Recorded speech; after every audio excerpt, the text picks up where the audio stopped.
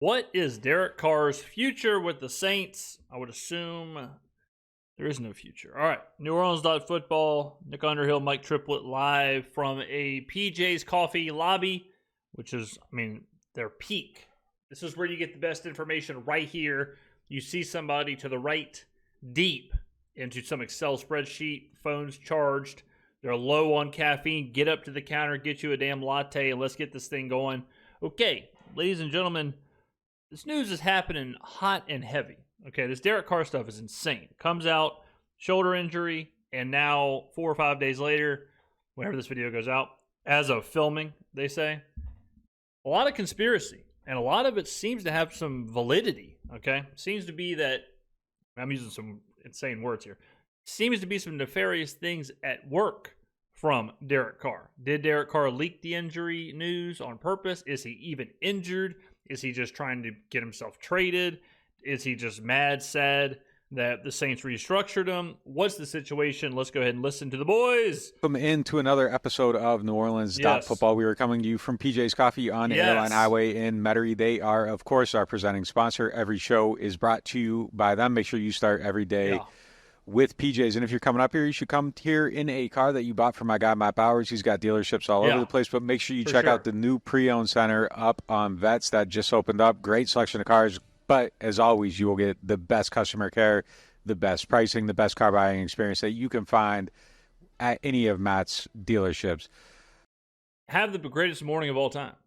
Go to Matt Bowers Auto Group, get you a pre-owned Hyundai Sonata. Get on over to PJ's, get you a scone or some kind of, sweet treat, and then sit in the lobby, kick up the old iPhone, and watch the superstar, watch the face of the franchise on YouTube. Talk about a morning. All right. So, big show today. Derek Carr news broke on Friday that he might potentially be undergoing a shoulder operation or maybe not undergoing a shoulder operation. By the way, a little bit of context, this video from them was on Monday. So they're recording this with Monday's information. So keep that in mind. Operation or something's going on here. Very potentially franchise-altering moment. Yeah. If he shuts it down and gets his surgery. So today's first topic is presented by Bobby Hebert's Cajun Cannon Restaurant. All right, let's fix the morning. So you got to go to Matt Bowers Auto Group, get a Hyundai Sonata, go to PJ's, get you a latte, watch my YouTube video whilst driving the newly bought Hyundai Sonata to the Cajun Cannon's Cajun Kitchen, get you a blackened fish taco. What a day. What is Carr's future with the Saints? There's a lot of unknowns still that we're trying to get to the bottom of, and it's even kind of rare, I think, how secretive every side is keeping this. My best guess, though, is that one way or another, this is trying to force a divorce, trying to force a split, trying to either A, he legitimately is like, my shoulder has reached a point where I think I'd rather take care of it than play this season, or B, it's some sort of threat. Like, look. I know we're all having goofs and gaffes, and I know we're talking the NFL. I know it's football, just football at the end of the day. I take this seriously when it comes to alleging that someone is faking an injury or leveraging or whatever. I don't say this flippantly.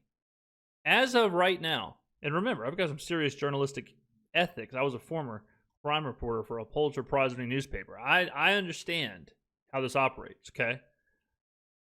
I do not say this flippantly. I do not say this clickbaity. I do not say this to get likes or whatever. As of right now, I think this is 100% fabricated, engineered, distributed, whatever, from the Carr camp, because he doesn't want to be with the Saints. He wants to force a divorce. He wants to get out of there, and he wants to go somewhere else, and he's pissed off the Saints didn't trade him. He's mad that they restructured him and basically kept him another year, and he is okay with sitting out for an entire season, a la Carson Palmer, if he doesn't get what he wants. I think, as of right now, unless I see different soon, I think this is a scumbag move of the highest degree. And I'll tell you this will go down, if it plays out how I think it's going to play out, it will go down as a huge blight on Derek Carr's persona that he has worked so hard to hold up. Derek Carr, if he cares about one thing, it's himself and how he looks and his image. Even the staunchest of Derek Carr supporters have to agree this is a shitty way to handle it. This is a bad way to handle business. I don't care if you're a football player or you're, working at a family business or you're working at a corporation. To do stuff like this, underhanded, I mean, I honestly, I don't really care one way or the other as far as like Derek Carr. Like, I'm kind of indifferent on Carr. I have been the entire time.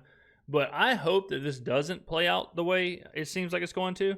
And I hope that it doesn't prove that Derek Carr is being a scumbag, because this is up there. This is up there with just a scumbag move. And, he may be one of the biggest villains in the NFL or whatever in a long time if this all plays out the way that it seemingly is going to play out. We asked for you guys to release us. You didn't. We were upset when you just restructured the contract instead of trying to work out a release. So now here's another path for us not showing up, and maybe now we'll force a release. Either way, I think the timing of it is, as we sit here Monday morning, the Saints are reporting for their off-season workout program. And I think we're not showing up for the off-season workout program. I think that's the timing of it. And so, one way or another, it's I want you guys to cut me. I want to get out of this deal, or I'm not going to play and I'd rather take care of my body. But both signs certainly aren't. I'm showing up. Let's go. Can't wait to get to work. I'm going to be the leader. I'm going to be the first one there, which is what you'd much rather see. So I don't know how there is any resolution from this. There is not resolution as far as him ever playing for the Saints again. I don't think there's ever resolution of him even being in the locker room. So up until this point, we were saying, like, well, we don't even know if he's hurt. Like, we don't even know, like, he may be hurt for 2 months, and he may show up and play week 5, week 6. He may take all that, throw it out the window. He is never, ever, ever, ever coming to New Orleans again. He has no interest in coming to New Orleans. He has no interest in playing for this team. He has no interest in these fans, and he has no interest in his teammates. It ain't happening. He would sit out and sit over there in Fresno, wherever he is. He would do that way before he's going to do whatever he can do to get on this field. I'll tell you this right now. So yesterday or Monday was the first day of off-season workouts, right? Like they said. It is not a coincidence that Derek Carr and his brother, David, dropped a Rolls-Royce review video on their collaborative YouTube channel. That ain't an accident. You don't hold out and you're not threatening all this stuff and you're not leveraging all of this, and then the day of off-season workouts, you drop that video. That is not an accident. This is some real, this is kind of crazy, honestly. This is kind of a crazy situation to cover, and it's come out of nowhere. If, like Mike said, he really has just come to a point to where he wants to take care of his body and blah, blah, blah, why didn't he do that 3 months ago? Why didn't he do that during the playoffs or at the Super Bowl or before that? Why in the last couple of weeks when he knew he wasn't going to play any longer? I mean, even the last week, whenever he realized, like, all right, I'm not going to be able to play in the last game of the season, have surgery then. Have surgery a week later. Because if that's your goal, if your goal is, well, you just want to take care of your body, whatever, you would assume he still wants to play this season. So have the surgery 3 months to where you can rehab, get ready, get right, potentially get traded, whatever. But the way that he's doing it now, I don't think there's any chance, there's any kind of truth to the idea that he just wants to get ready and his body's broken down and that he just has to have surgery or whatever. I don't think there's any way you could believe that, because like I said, he would have done that months ago. Yeah, I would say I'll allow for the possibility that maybe he went outside and threw a football sometime in March and something bit in his arm, and it's like, oh man, this is messed up and I got to get surgery or whatever. But unless somebody comes out and says this is what happened, the optics of this paint one picture. And it was a very quietly, but maybe not so quietly, I don't think it was quiet, contentious situation with the contract. It never got loud. Nobody was ever making comments in the media or anything like that. But at the core of it, when that happened at the end, where it's just the plain restructure, no give, no extra years, no gonna add in this incentive, nothing. Because there's always a little something on it almost, it seems like. It always seems like something. It was just a straight, we are restructuring this, and boom, done. And there was talk about giving up some money, maybe doing a pay cut. That didn't happen. We know for sure, and, it was out there everywhere. We know ourselves, so as well, we can say this for sure. He was open to being traded. Not open, wanted to. Yeah, open to being released. Yeah, wanted to. Yeah, wanted to. Yeah, wanted was hoping. Wanted hoping an exit. Yes. Wanted. I mean, guys, again, listen to what we're saying here. He not only was open to a release or trade, but he was openly wanting it. He was openly rooting for that. Okay? That's what he wanted. Wanted to be out. Like, this is something he decided, his team decided, his agents decided, his whatever decided. For however many months, I've been sitting here saying, like, I don't know, man. It's kind of weird he wasn't at Radio Row. I don't know. Kind of weird he wasn't at the Super Bowl. I don't know. It wasn't kind of weird he didn't tweet out about Kellen Moore or whatever. And everyone's like, no, you're reading too far into it. No, it has nothing to do with it. He's just spending time with his family. He's just vacationing. I mean, we were dead on it. Like, dead on it. There was absolutely things happening in the background. And I'll tell you another thing about this injury that I think is weird. And I'll give a little credit here to New Orleans Football.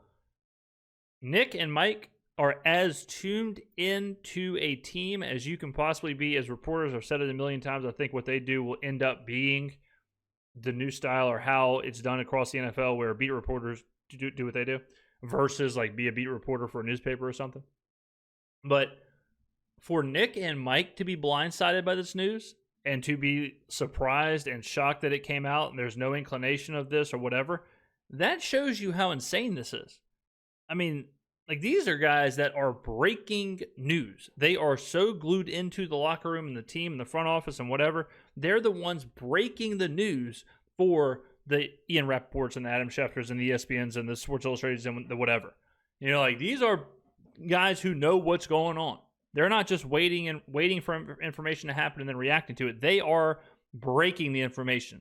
For them to have no clue this is coming, that's another sign that something's going on here. The exit did not want to come back. He wanted to play football for another team that was not the New Orleans Saints. His prerogative. Yeah, I'm a little, if this is an at-odds thing, I'm a little surprised by it, because I honestly didn't think it would play out like this. I thought when it was done, it was done. Okay, this is done. It worked out. They're going to pay him $40 million to play quarterback. He's going to get $40 million. He's going to play, and they're going to move on probably a year from now. That's kind of where I saw it heading. I'm a little bit shocked that it's here. But look, if it's here and he doesn't want to be here, I say let him go. Like, I agree. And I'll tell you this too. I'm surprised because I didn't think Derek Carr was this big of a scumbag. Straight up. I'm going to be really honest during this video, all right? Because I'm pissed off, okay? I didn't think Derek Carr would be this big of a scumbag after the last couple of seasons, how it's all played out and whatever.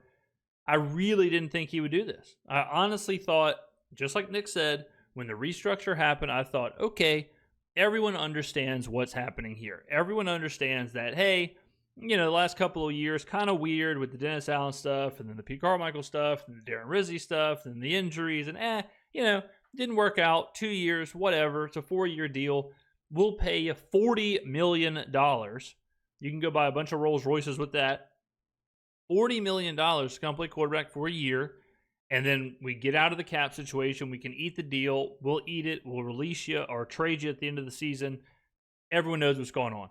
And so now for him at the 11th hour, 9 days before the draft, or I guess it was 12 days at the time it happened, 12 days before the draft, you come out and your team leaks this to where you are flipping off the team, flipping off the fan base, saying F you to the team and saying, I'm not doing nothing. That's what this is. This is Derek Carr saying, I'm not doing a thing you want me to do. You restructured me. You said I'm playing quarterback this season. You said we'll handle it next year. Joke's on you, because I'm not doing that. You can pay me my $40 million. I'm not moving. So unless y'all relocate the team to my driveway, miss me with that, is basically what Derek Carr is saying.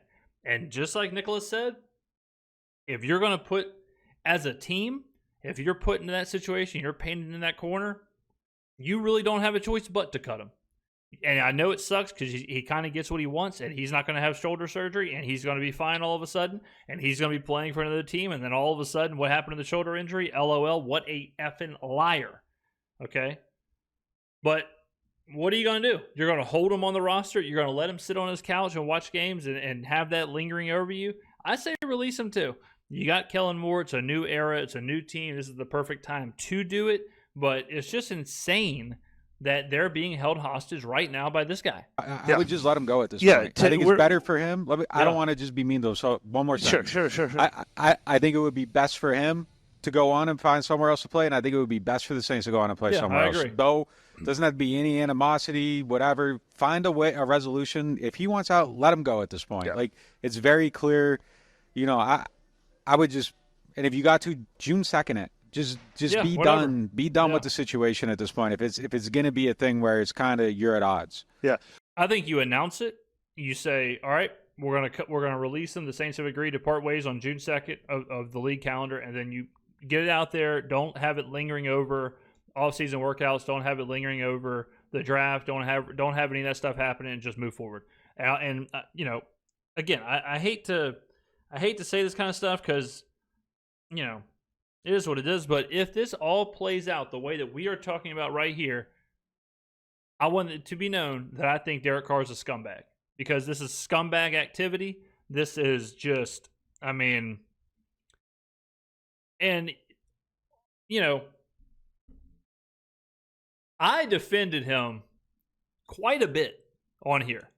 And I defended him and his numbers and the analytics and whatever. And we came on here and said, actually, he's doing better than you think. Actually, you know, it's not his fault. This happened. If you look at the underlying metrics, like, it could have been easy.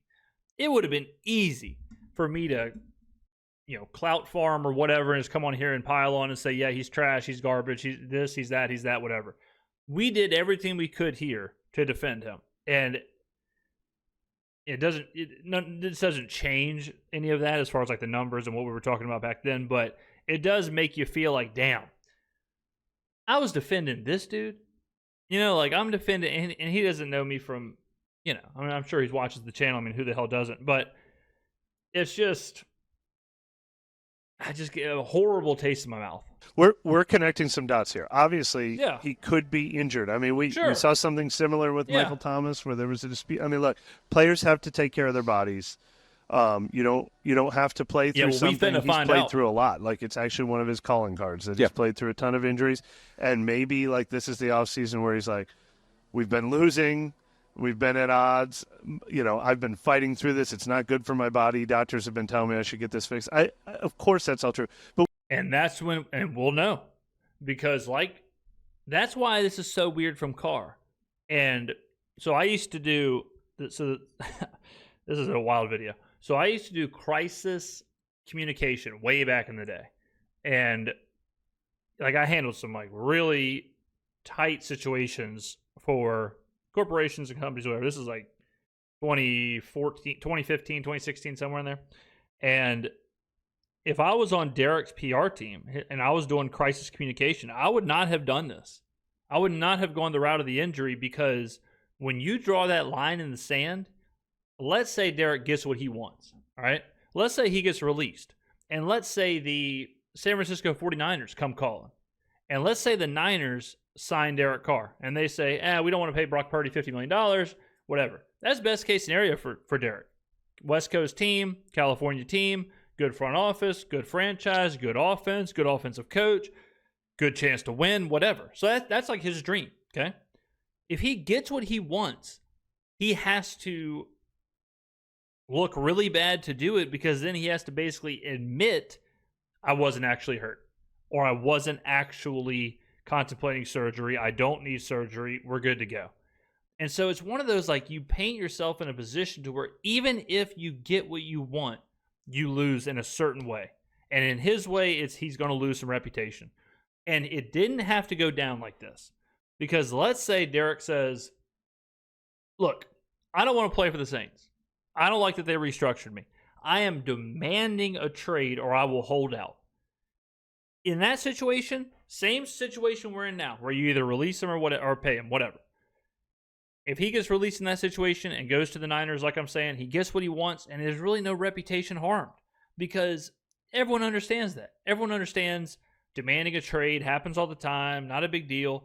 But to outright lie when you don't have to, that's a tough look. If he is lying, now he may end up having surgery. He may end up, who knows? But like I'm saying, if this goes that direction where he gets what he wants and some team comes knocking and Derek Carr is the starting quarterback of blank team in week 1, it's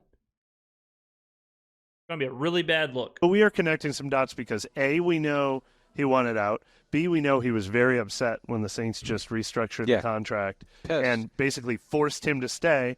And C, we know that after all that reporting came out and it was like, Derek Carr doesn't want to be here, he has not said a word and not arrived, not talked to the media, not tried to diffuse that. Hasn't even tweeted. Quick one more point, too. We know they had to make a call to him to have a conversation, like, in the moment of that restructure, to assure him, hey, look, no, you're the guy, you're the guy, you're the guy.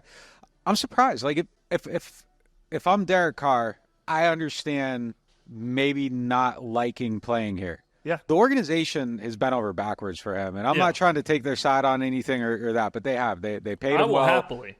They've given him everything he wanted. The coach, I think Dennis Allen's biggest fault was how much he catered to the quarterback and just kind of allowed whatever. I think that was his biggest fault as the head coach. If this is that, it stinks a little bit, but hey, look, if that's what it is, just move on. Just move on and be done with it. Yeah. They're saying it in the most PC possible way, which respect. But they're saying this is a dastardly move. And that's why it's so surprising, because it did not have to be like this. It could have just been, listen, I'm demanding a trade. That's fine. But this guise of doing it a week before the draft, doing it with injury stipulations, like all that stuff, that's where it's like, damn, brother. Like, man, it did not have to be like this. And yeah, from the organization standpoint, because I know a lot of people are going to say, well, the city has treated Derek Carr bad, the fans have treated Carr, whatever. But as far as the organization, the actual Saints team has done nothing but support Derek Carr.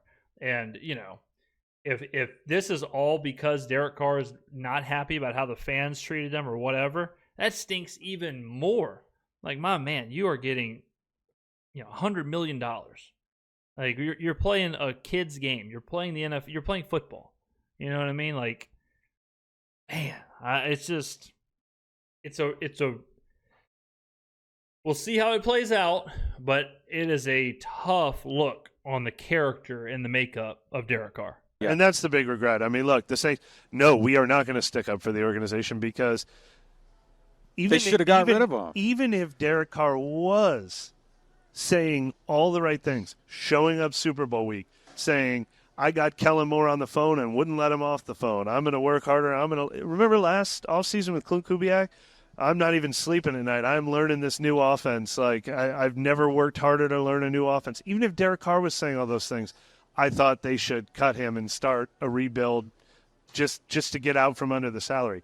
If Derek Carr is adversarial, not here, not working with you and asking out, then absolutely, this horribly managed by the team. I will say, as far as like the management of the team backed themselves into a corner by having all this money tied in the car to where they had to maneuver it to get cap compliant. And just like we talked about with last season, the way that the Saints manage cap and the way that they do things is all good until it's not. All good until injuries, all good until the players you're investing in get worse, or a situation like this where you have no leverage at all. You cannot maneuver. They could not maneuver with Carr.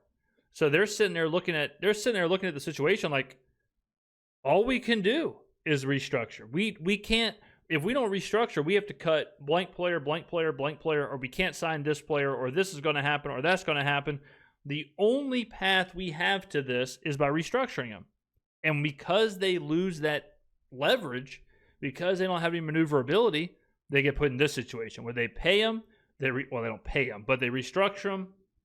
And now look what happened. The same thing when you're playing blackjack and you've mismanaged your bankroll or whatever, and you're staring at a hand. You've got 11.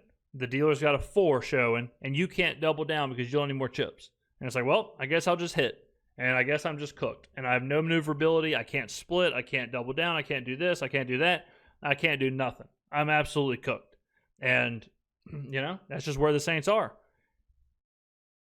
They have really shown some cracks in the philosophy. Because when you walk that razor's edge, and that's in anything in life, when you walk a razor's edge that's so thin, if it may work, and it may be efficient, and it may work for you, but you get off that edge just a bit, and all hell breaks loose. I mean, I'd see it in my everyday. I can do 2, 3, 4, 5, 6 videos a day. Manage totally fine, all good, work out, bench 300 pounds, whatever I'm doing, because I'm on that razor's edge. But if I miss something by 30 minutes, or my schedule gets thrown off, or something happens, internet goes down, or whatever, all of a sudden, boom, I didn't film 3 videos, I didn't work out, I didn't eat, I didn't do this. Now it's a mess. But if it's working, it's working. But the second something slips, it's OV. And right now we're seeing what happens when that something slips, whether it's injuries, whether it's players get worse, whether it's this situation right here with Derek Carr. Team. If they were like, no, Kellen loves Derek, Derek loves Kellen, we love this marriage more than you and the media see, then okay, fine. But that is clearly not the case right now. So it is mismanagement that they let it reach. If it's definitely a 100% injury, every doctor in the world would agree it's an injury. His contract was guaranteed for injury anyway this year, so they could not have gotten out of the $40 million. Yeah. The $10 million was fully guaranteed. The $30 million was guaranteed for injury. So if this is a real, true injury, no matter what, there's nothing they could have done about it. My question would be, surely there is some kind of a clause where if the injury happened doing something else, is my only question. Like if he gets injured at a water park, that's not what the injury guarantee means. The injury guarantee is if he gets hurt on the field, he still gets the guarantee. So that's the only question, but I don't think it's ever going to get to that. And 2, you mentioned June 1st. At this point, now that you have guaranteed all his money and restructured his contract, you can make him a June 1st. You would have to make him a June 1st cut. But a June 1st cut is basically the same as a March 1st, 2020. Right. And that's what they were saying about the trade and the release, is that it's the same.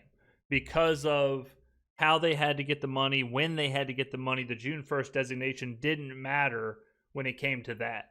So it's the same. It's that part is just, it is what it is. And that's another part where now none of that even really matters.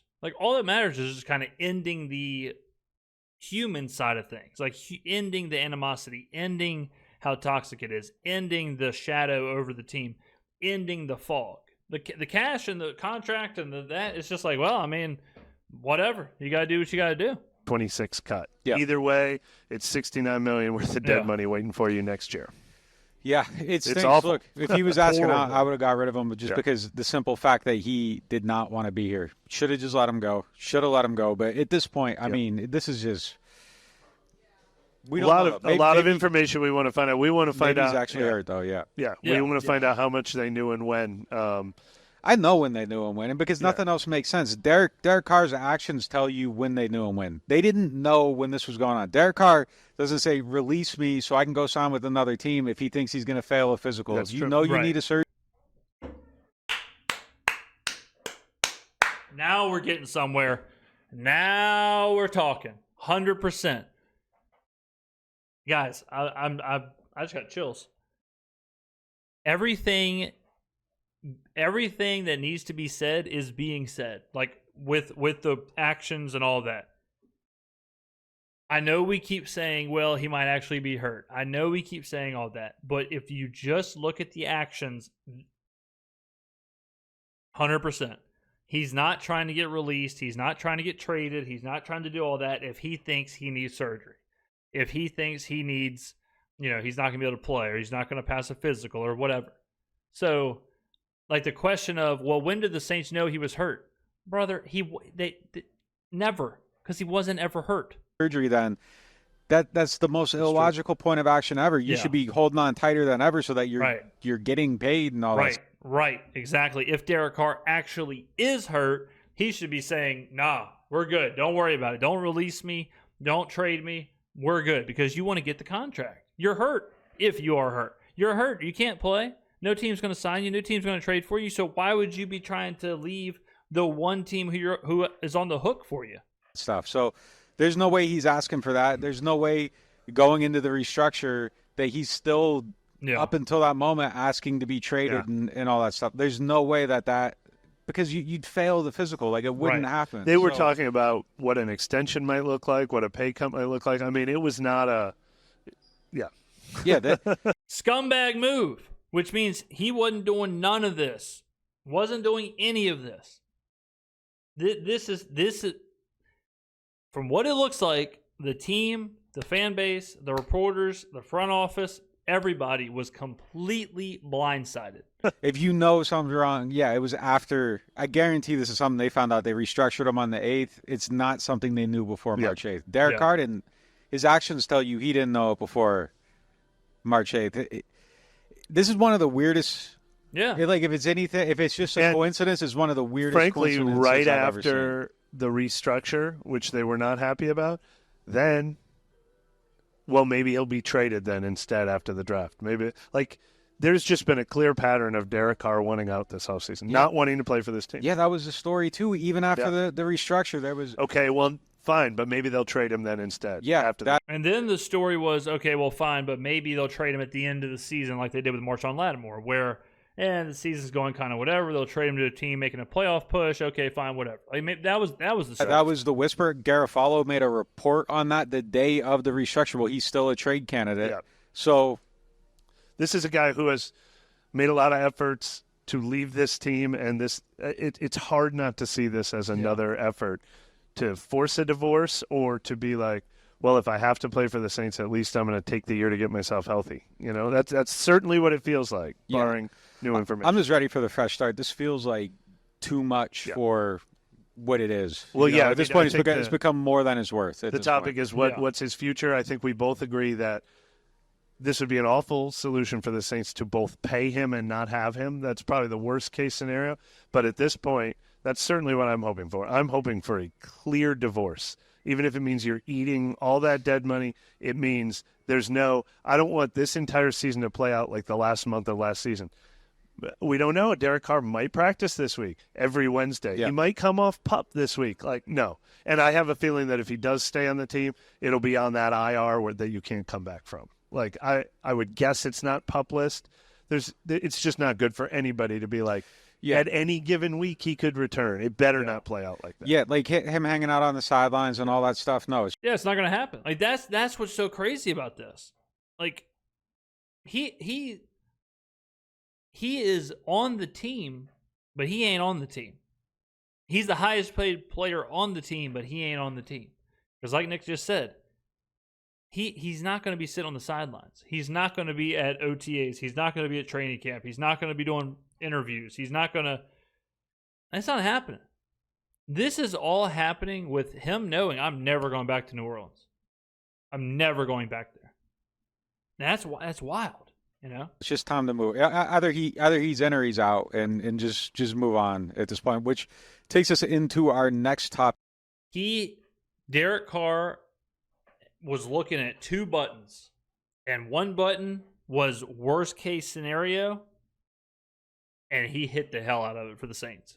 The worst case scenario was to pay him, be under his contract, do all that stuff, but him not playing.